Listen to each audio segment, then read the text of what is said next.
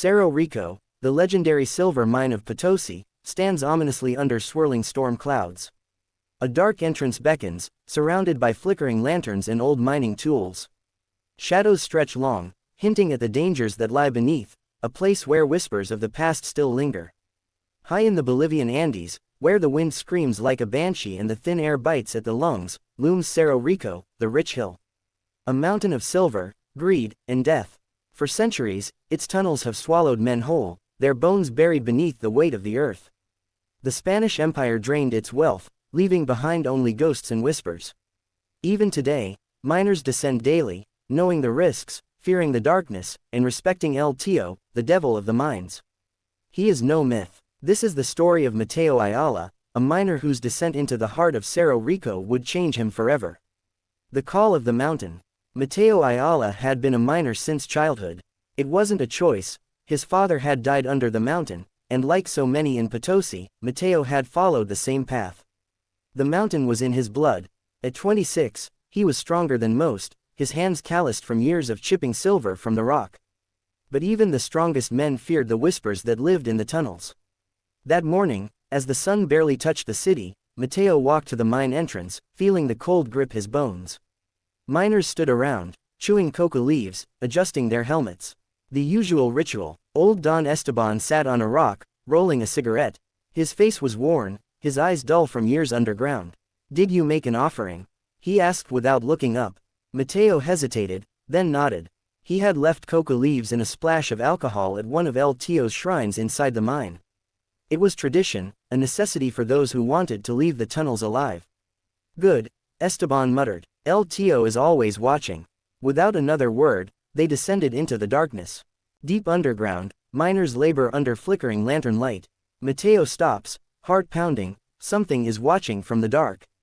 The belly of the beast. The tunnels smelled of sweat, dust, and something metallic. The deeper they went, the more oppressive the air became. Mateo and Esteban worked alongside other miners, swinging their pickaxes, chipping away at the silver veins that had both enriched and cursed Potosí for centuries. It was the rhythm of their lives. Swing, chip, breathe, repeat. Hours passed. Then, a whisper. Soft, almost like wind. But there was no wind here. Mateo paused, wiping sweat from his brow. "Did you hear that?" Esteban didn't look up. "Ignore it." Mateo swallowed. The others kept working as if nothing had happened.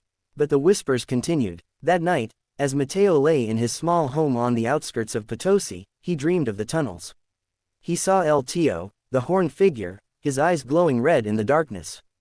The devil sat on a throne of bones, grinning. "You owe me," El Tío rasped. Mateo woke in a cold sweat. He did not sleep again. Blood in the stone. The next morning, Mateo returned to the mine. He was exhausted, but work didn't wait. Today, they were digging deeper than usual, into an older, less stable tunnel. The air was thick, suffocating. Dust clung to their skin. As Mateo swung his pickaxe, something strange happened. His pick hit the rock, and a red liquid seeped from the cracks. It looked like blood. Mateo stumbled back. "What the hell?" Esteban paled. "Don't touch it." "Is that?" "Shut up," Esteban hissed. "Don't speak about it." But the blood kept oozing from the stone. That's when the cave-in happened. The mine trembles as the tunnel collapses. Dust fills the air, lanterns flicker, and Mateo is swallowed by the unforgiving earth. Buried in darkness, the tunnel collapsed with a deafening roar. Dust filled the air, choking, blinding. Mateo hit the ground hard. When the dust settled, he was alone. The tunnel behind him had sealed shut, trapping him inside. He shouted for help. No response. Then, laughter. Low, mocking, inhuman. Mateo turned, gripping his flickering lamp. A shadow moved at the edge of the light. Not a man, not a miner. It was watching him. "El Tío," Mateo whispered. The figure stepped closer. Its horns scraped the ceiling. Its eyes glowed. "You are mine now," it rasped. Mateo's blood ran cold. The devil's bargain. Days passed. Or maybe it was hours. Mateo didn't know anymore. His lamp was dying. His stomach twisted with hunger. The air was running out. But El Tío never left. The demon whispered to him in the dark, speaking of secrets long buried. He spoke of silver veins that bled like men. Of miners swallowed whole, their souls lost in the rock. Of Mateo's father. "Your father did not die in an accident," the demon rasped. Mateo's breath caught. "What do you mean?" He made a deal. And now, so will you. A cold hand touched his shoulder. Mateo screamed. The escape that wasn't. Light. Voices. Hands grabbing him, pulling him out of the rubble. The miners had found him. Mateo gasped for air, his body shaking. He was alive, but as he was carried toward the light, he glanced back. And saw himself still standing in the tunnel. A hollow-eyed, grinning version of himself, staring back. El Tio had won. Trapped underground, Mateo meets El Tio, the demon of the mine. A wicked grin, a bony hand, and a bargain that cannot be undone. Epilogue. No one leaves. Mateo never spoke of what happened. He left Potosí soon after, hoping to outrun the whispers that still followed him.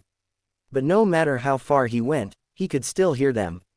In the wind, in the silence of the night, in his own reflection, back in Potosí, the miners still pray to El Tio.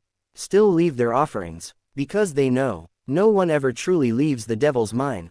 Mateo breathes fresh air again, but something is wrong. Back in the mine, his shadow remains, watching, waiting.